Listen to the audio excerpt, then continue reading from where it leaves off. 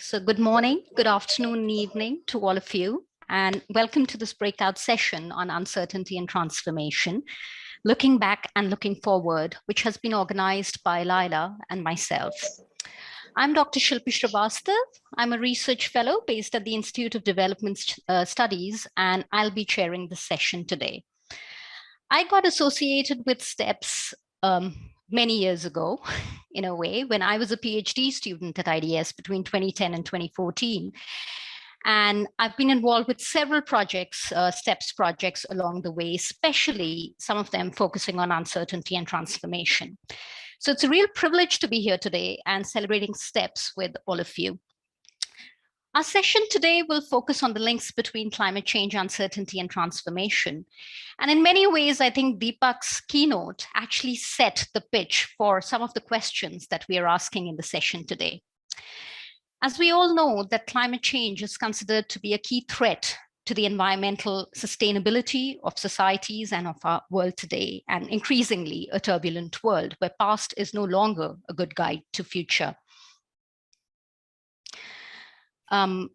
Yet knowledge about the scale and impact of these changes remains fairly uncertain. In this context of turbulence and radical uncertainty, how do we reimagine uncertainty so that it can inspire transformative change? That is the central question that our panelists and our audience today would be discussing and reflecting. Our panelists will explore this question, drawing on their research in a variety of contexts. And we're also keen to hear from the panel about some of the wider lessons, key themes, and ideas that we need to consider as we move into the future. So I'm delighted to welcome a stellar panel comprising of colleagues and friends, and I'll introduce them as I invite them to speak. So we have four panelists today. Lyla, Mehta, Synne, Movik, Devanathan, Parthasarathy, and Coleen, Vogel. Just in terms of how we've organized this session, each speaker has about 7 minutes, and they'll talk for about 7 minutes, provide provocations, and also a reflection of their experience and this journey of uncertainty and transformation that they've sort of undertaken in their research. And towards the end, I'm hoping we'll have about 15 to 17 minutes for a Q&A. Since there are about 36 participants at this point, we'll see if there is an opportunity to unmute and have a discussion with the audience. If not, please do type in your questions in the chat box, and I'll keep an eye on it and try to collect as many questions and reflections as possible as we move into the Q&A session. So that's all from me in terms of the logistics, and I'll hand over to Lyla now. So I'm very delighted to welcome my colleague, Professor Lyla Mehta, who's a professorial fellow at the Institute of Development Studies and visiting professor at the Norwegian University of Life Sciences. Her research focuses on climate change and uncertainty, politics of gender, water and sanitation, and forced displacement and resistance. Lyla, over to you now. Thank you so much, Shilpi, and hello, everybody. It's great to be here. It's such an amazing event. And for me personally, I've been part of the STEPS journey from the very, very beginning. So I've been part of STEPS for the last 15 years. I started out by leading the water and sanitation domain, and we also had a project on peri-urban water in Delhi, also looking at very much at uncertain water supplies and what that means, to more recent projects squarely focused on uncertainty that I'll talk about. So Deepak really highlighted this whole issue of uncertainty, you know, the way STEPS began and where we are now, and we are living uncertainty right now with the pandemic. Uncertainty has definitely been a key concept in STEPS from the very beginning, because the whole idea was to look at sustainability in a dynamic and uncertain world. You need different disciplinary tools, but you also need a different mindset. And I think key was the fact that often policymakers and politicians do not distinguish adequately between risk and uncertainty. So with risk, you can calculate the probabilities, and often planners react to uncertainty like they would to risk. But uncertainty, of course, is very, very different. And as we find ourselves in that situation today in the pandemic, where lessons even from last year actually haven't been learned because we keep making the same mistakes. We're not adapting, we're not iterative, etc. Now, the STEP Center is largely focused on uncertainty as a state of knowledge that is deeply embedded in society. So it's not looking more generally at uncertain states. When you look at climate change, you may actually need to do both. And I'll talk about that in a minute. And people like Andy Sterling and others came up with a whole heuristic to understand uncertainty, distinguishing, for example, between risk and uncertainty, as I outlined, but also the role of ambiguity, for example, in meaning and value, which can lead to different categorizations of benefits and harms. The role of ignorance, for example, which can either totally exclude or it's that realm that is not thought of. So you need to consider all this. But of course, all this is political, and I'll come to that in a minute. So when we were looking at water and sanitation, as Deepak already mentioned, you really need to look at the uncertain flows of water, but also the politics of knowledge in accessing water and also the issues of governance. And all this requires multiple perspectives and also an attention to complexity across time and space. A key issue of STEPS was also the normative focus. So I guess the normative focus was always about looking at social justice, at the perspectives of the marginalized, and lifting these kind of hidden and invisible voices. And that is something that has persisted throughout the 15 years. And I think that is something that also has been key in looking at our own take around uncertainty. So a few years ago, we had a project on uncertainty within STEPS, and it was looking at climate change and uncertainty from an above and below. And that led to another bigger project, and that led to several projects that I'll talk about now. So STEPS really helped generate thinking for interdisciplinary and transdisciplinary engagement that led to then further projects. And as Shilpi said, it's clear that climate change is characterized by uncertainty. The knowledge about it is uncertain. And, we're facing it all the time. Even in the pandemic, there's been all these co-located hazards where you have the pandemic interacting with droughts, floods, etc. And it's not just now in the global south, but also in the global north increasingly.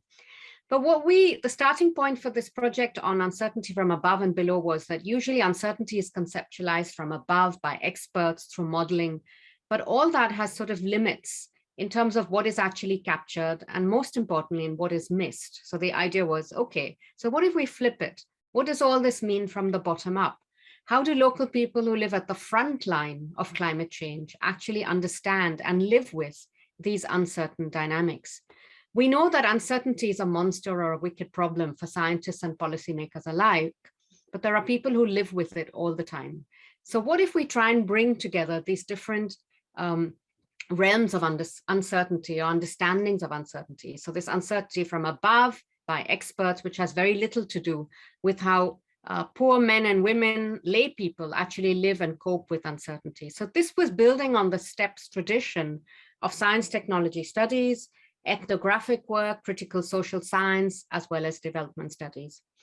And we had this heuristic looking at above, middle, and below. So above was more or less the expert knowledge, the accredited knowledge, of course, molded by power. And this was the knowledge that generally tends to count, versus sort of the more experiential knowledge from below. And then we had this idea of the middle, or the interlocutors, the translators. Now, of course, this is a heuristic, and it's very heterogeneous, and people move across the categories. But that kind of did help us to try and unpack different and hybrid understandings of uncertainty and climate change. Now, three types of uncertainties have been relevant for those two projects that I've been involved in. One is the sort of aleatoric uncertainty, which refers to natural fluctuations, high degree of variability and disequilibrium dynamics that have unknown effects.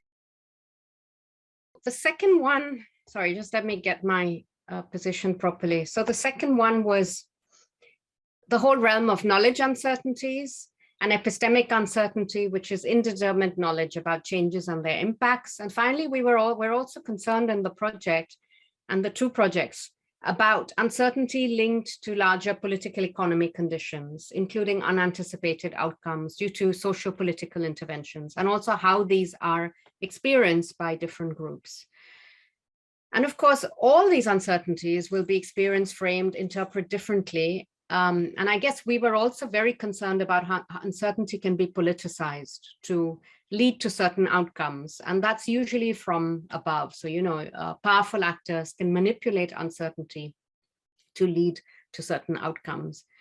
Now, we did this work in India initially, and right now the TAPESTRY project that I'll talk about in a minute is also focusing on Bangladesh, and we've tried to focus on a range of ecological dynamics. We're currently actually finalizing the proof for a book. So Shilpi, maybe you can share the link, which is on the politics of climate change and uncertainty. And in this book, we look at different ecological areas, the drylands, coastal Mumbai, as well as the Sundarbans. And we're looking at different socioeconomic aspects and different geographic settings, and these diverse understandings of uncertainty here in these different areas.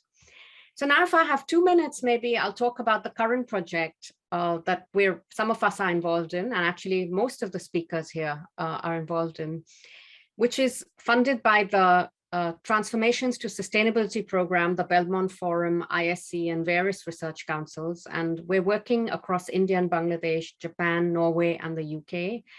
And here we're really looking at whether uncertainty can actually be an opportunity for transformation.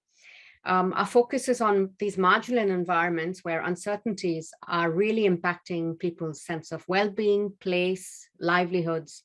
And these in turn exacerbate the vulnerabilities of marginalized people. So while uncertainty can cause anxiety, the question is, can it also be an opportunity for transformation? And of course, transformation is a very, very big buzzword now. Everybody's talking about it.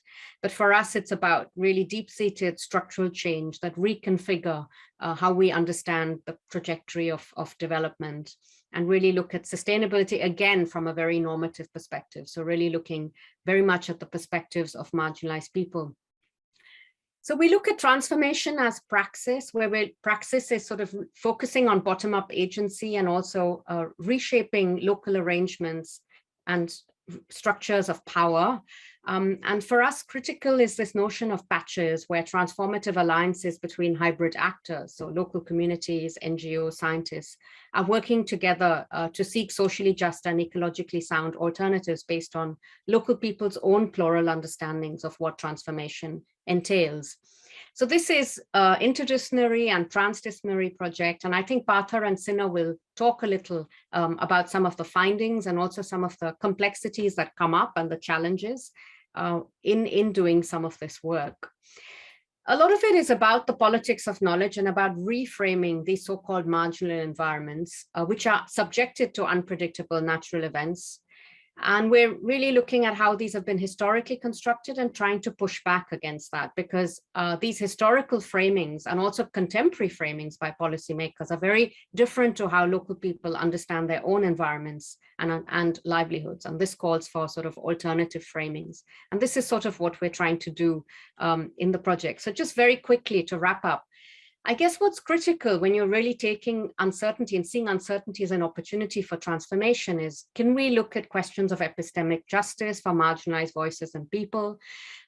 It's about looking at the politics of transformation, because what counts as transformation or not is not straightforward. It's often very difficult for local people to understand what we mean by it.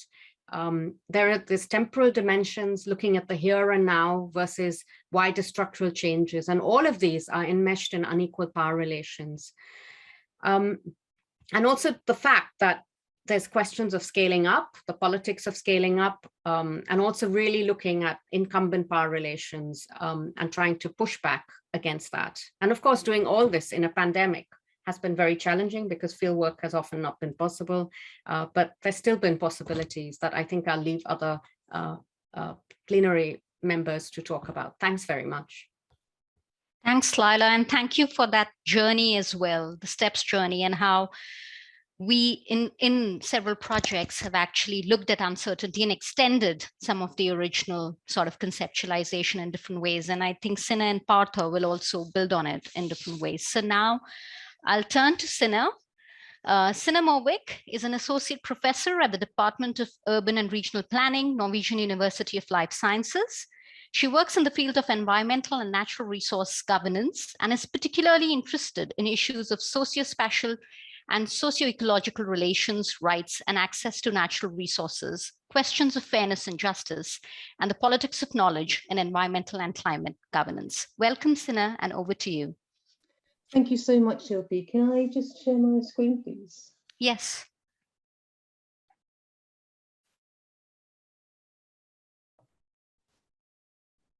Are you sharing it, Synne? Yeah, I think so. Can you see it's it? coming. Yeah, it's okay. Just hang on a minute. Can you see that? Yeah, we can see it. Okay, excellent. Thank you so much for the introduction, Shilpi, and sorry for not being able to turn on the webcam, but the most important thing is that you'll be seeing the presentation. So I put together a very brief presentation on a very big topic. So I thought I'd spend a few minutes talking about the spatial dimensions of uncertainty and transformations in the past and the present. I think the keynotes in the introductory session today set a very good foundation for that, and then also Lyla talking about the tapestry and the uncertainty project. So I'm not going to go into detail, but what I'd like to do is to just start off by talking about the past and one of the great transformations, the Industrial Revolution, that sort of set the scene for the world that we know today. And the Great Transformation, as Carl Polanyi termed it, was a very, very messy, long-term affair that was driven by multiple factors. And the jury is still out on what were the main causes setting in motion the Industrial Revolution, the Great Transformation. There was cheap access, cheap coal, cheap energy, lots of factors that came together. But one key aspect that figured prominently in the Great Transformation was the enclosures, or the enclosing of the commons, that drove off the peasants off the land and transformed the landscapes and triggered a mass migrations of rural peasants into the cities, so the rural urban migrations. And obviously that created a lot of uncertainties. People were lifted out from their social networks, and they were sort of getting into factories and atomized labor, treated as cheap labor force. And also the Industrial Revolution bequeathed us a great uncertainty, the climate change crisis that we're facing today. So that's one of the key uncertainties that that this great transformation left us as a legacy.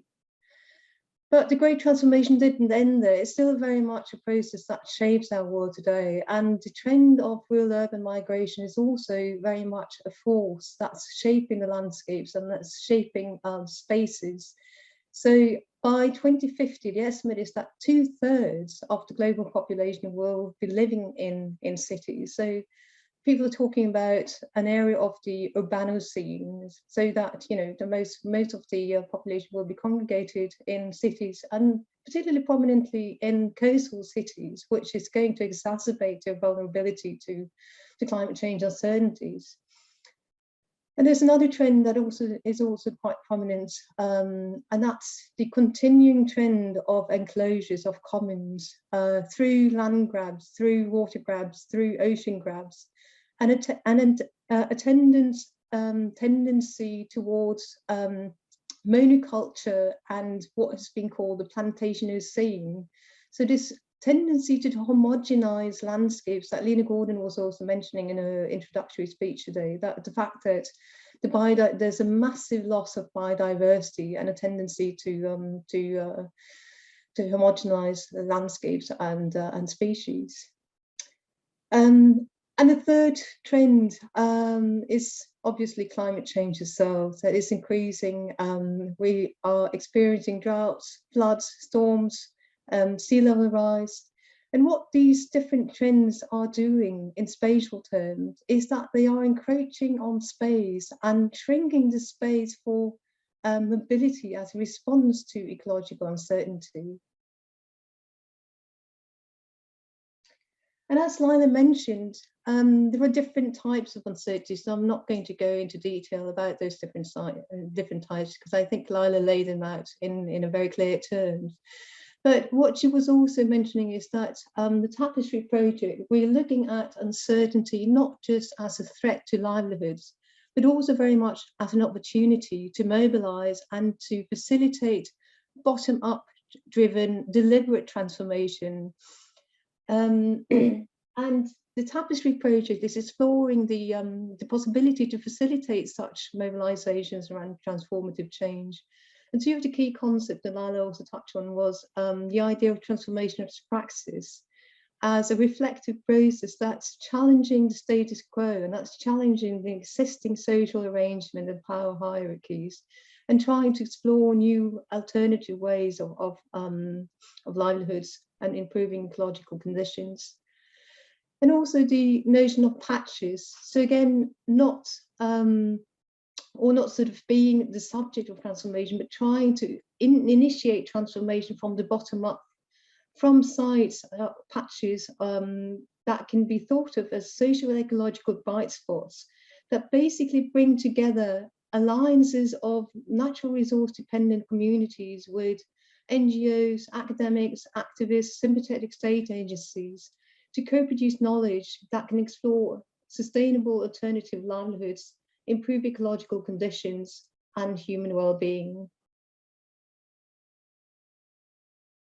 So in some sense, these are ways that we're trying to spark deliberate transformation. So it's very much about picking up pace and about changing or thinking in terms of bottom-up driven change. And one way to conceptualize this is thinking in terms of reconfiguration. So reconfiguring networks and alliances around co-production of knowledge, and also reframing of social, spatial and socio-ecological relations. And finally, reclaiming of space, taking back the commons, so to speak, both discursively and also physically. So just to illustrate very, very briefly some of the patches that we have been working on in the Tapestry project, and it's been a privilege to be part of these projects, both the Uncertainty and the Tapestry project. But talking about reconfigurations, for instance, in the Sundarbans that Lyla was mentioning, which is shared by Bangladesh and India, the Sundarbans is being subjected to sea level rise and being slowly eroded. So there's a kind of encroachment of living space of the island, on the islands. But sorry to interrupt. Sorry. Yeah. You have about a minute to wrap up. Okay, because Nathan has also sent us a message that we'll sort of wrap up in 20 minutes. So I'm just being a little bit brutal. I just have this and another slide and then I'll wrap up. Great. Thank you. Yeah. So the idea here is that to challenge the dominant narratives about poverty-stricken cultivators whose only choice is an exit strategy to migrate from the islands. So looking at ways to try to initiate more resilient livelihoods. In Kutch and the dryland areas, it's about reframing the social ecological relations. So reframing the dominant ideas of drylands as wastelands to thinking about them as productive savannas for pastoralist herders. And finally, in Mumbai, there's the case of the Coleen traditional fisheries and the fight to reclaim space, reclaim coastal spaces, and to think about how the Coleen fisheries and the stewardship of mangroves can be used as a way to think about bottom-up urban planning. So what a patch can do for a city. So that was kind of a very, very brief introduction of some of those patches.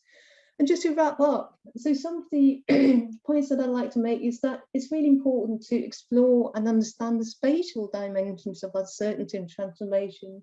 And also that the fact that the discursive struggles over space and place are as important as the physical nature of those sites.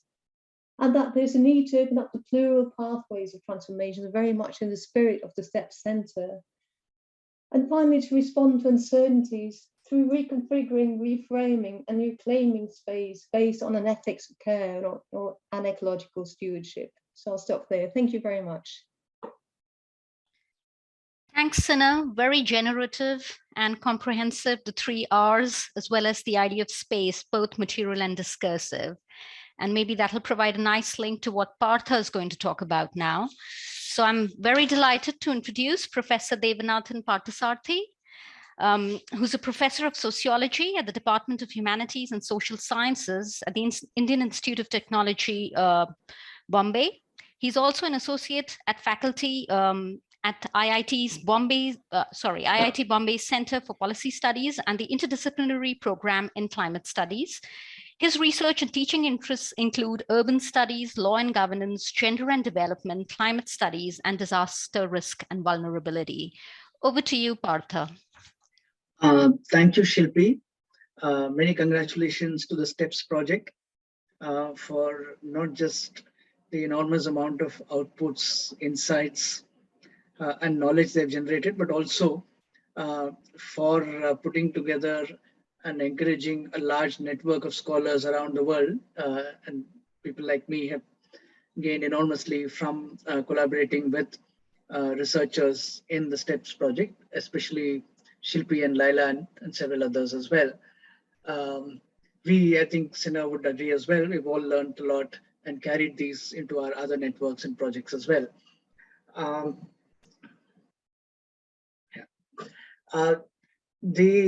What I'm presenting in the next 5-6 minutes, it's a gist of what we have learned over several years participating in a number of projects, 2 of these with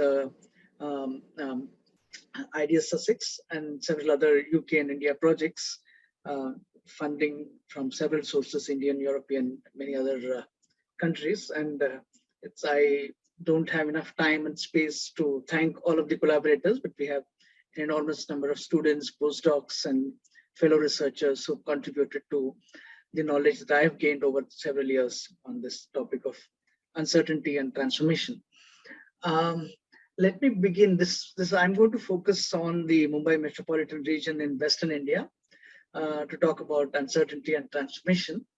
The Mumbai metropolitan region usually figures among the list of the 5 top most vulnerable cities in the world, and Amitav Ghosh's Great Derangement offers a frightening scenario of what would happen to the city, something like the triple disaster in Fukushima that may happen in Mumbai if a super cyclone were to hit the city. And the Columbia scientist Adam Sobel's predictions say that this is not too far-fetched in the near future.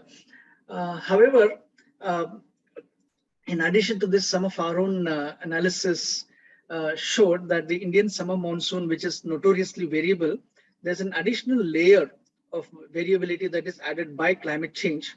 And in the state of Maharashtra, where Mumbai is located, we found that the city and the region figures among the highest risk category districts because of climate change and the kind of changes it's going to bring to the summer monsoon, especially increase in intensity of high rainfall events. That's the meteorological uncertainty.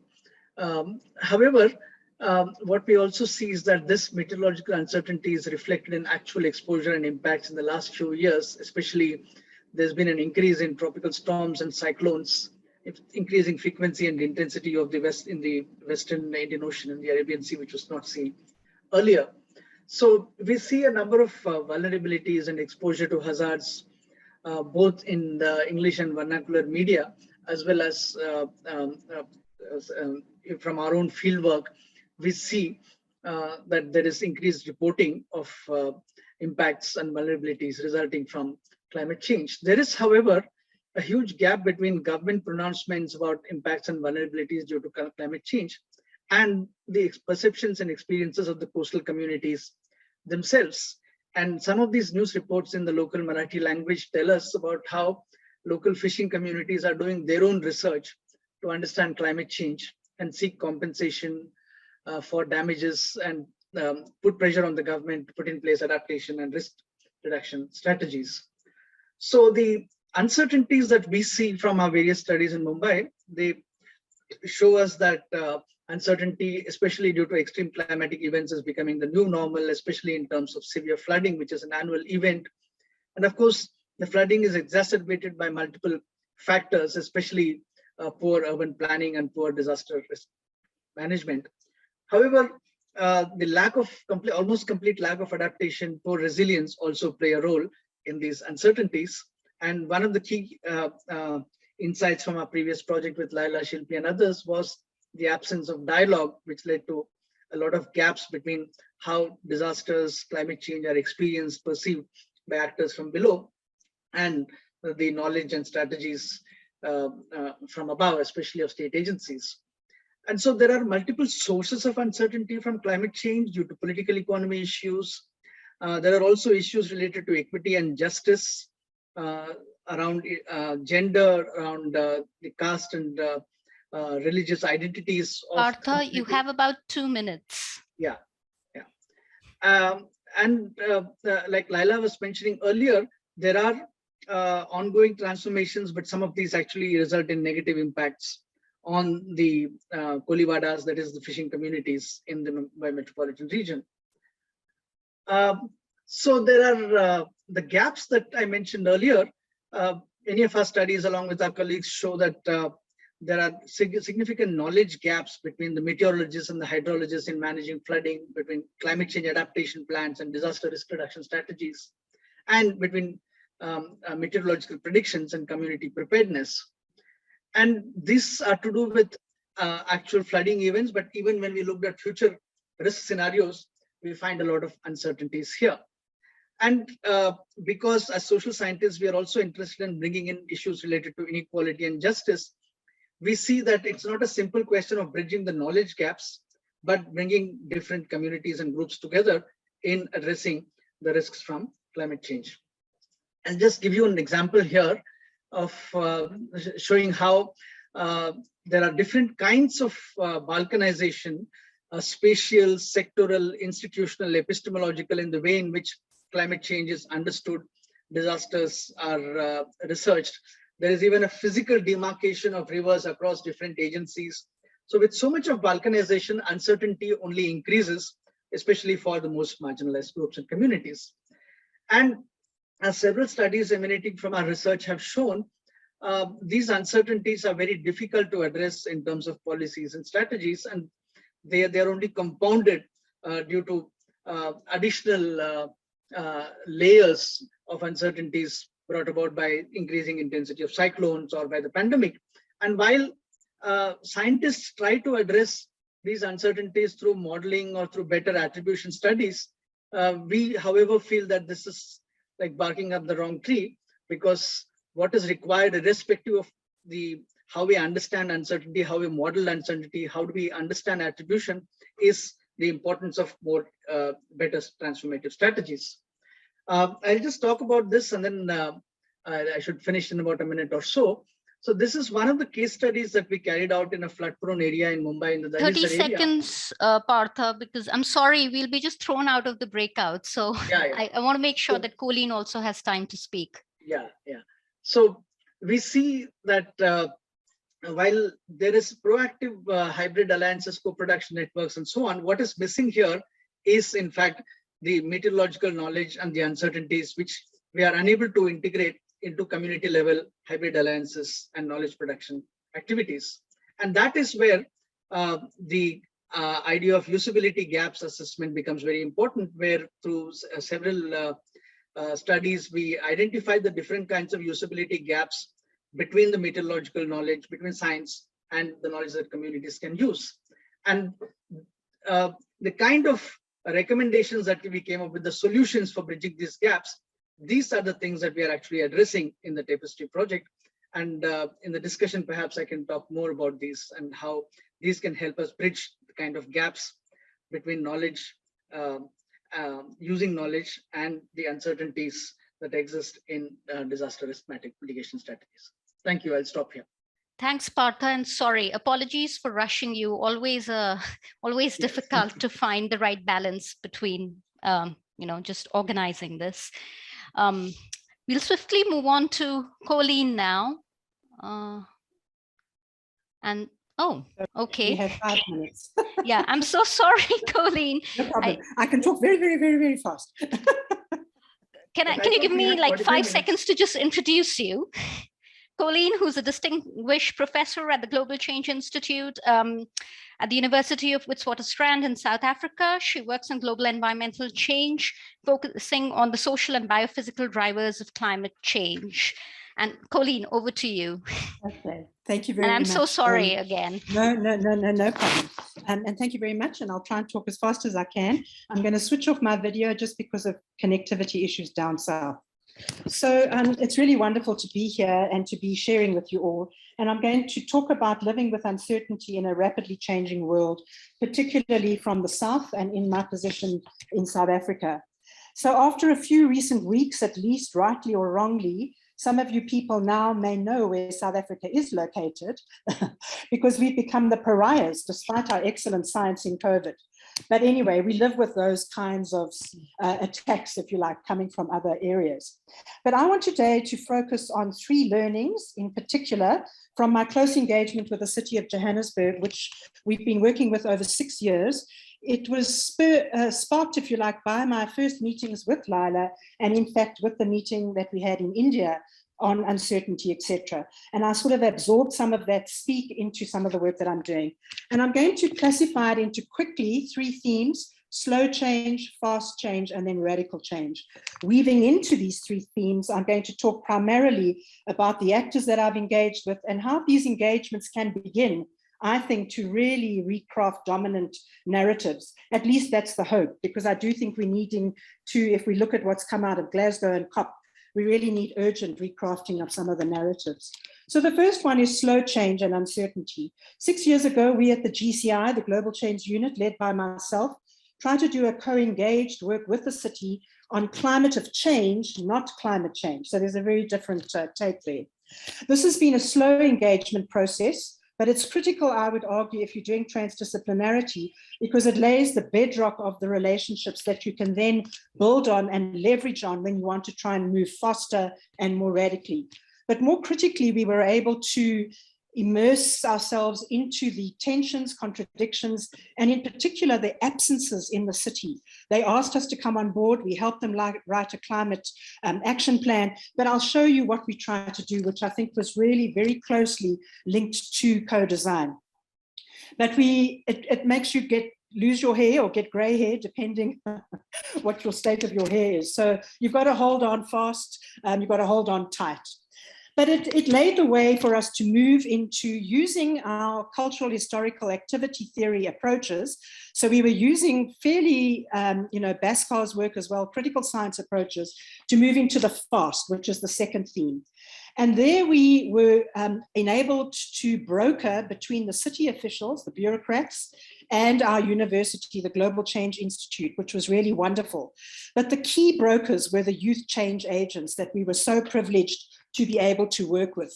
These youth change agents were linked to the South African Institute of International Affairs, and we were able to, through the actual COVID experience, we're able to work with these youth change agents, myself, others, on weekends, framing, positioning ourselves into the debates. And what was amazing is what the city learned and what we learned. So just a quick few takeaways, because I'm very mindful of time. What actually happened was that the youth was invited to write into the climate change plan, not me as the professor, the youth. And they were also invited to write into a specific chapter of the plan and are now being invited onto the committee in terms of ambassadors. So I'm going to talk very, very, very quickly. There's a lot of things I'd like to talk about, but moving very fast. The third one is really the one that I want to leave you with. Through the engagement with the young people, we've been able to really rethink some of the radical change that we need. And unfortunately, I don't have time to talk on this, but it's really the shift in the discourse in the governments into which we are embedded in my country, where we've had maladministration, corruption, and malpractice, and trying to reframe away from, oh, it's a drought, oh, it's a flood caused by climate change, but really laying the onus through the youth who've got the courage and the conviction to say, no, it's maladministration, it's a lack of development, it's bad practice. So my last point, and then I'll leave you all, is to say I do think we need transgressive change, not transformational only, because if we're not going to shake the institutions radically, shake the curriculums at the university, add the voices of the marginal, and then work with our own reflexive practice, I don't think we're going to make a change. So that's it. Thank you. Thanks so much, Coleen. And actually, Pleasure. that would be a nice closing to our breakout session. You've ended it on a very positive note, and I apologize for rushing No, you it's like this. It's just no problem. I'm yeah. very adaptive. Thank you. That's what we need in the times of uncertainty. So thank you all for joining. Sorry we were not able to take questions and answers just because of all the chaos around technical glitches, and we didn't get enough time as we had hoped for. But thank you so much for joining, and hopefully you've enjoyed this session. We'll see you in the plenary in about 10 seconds.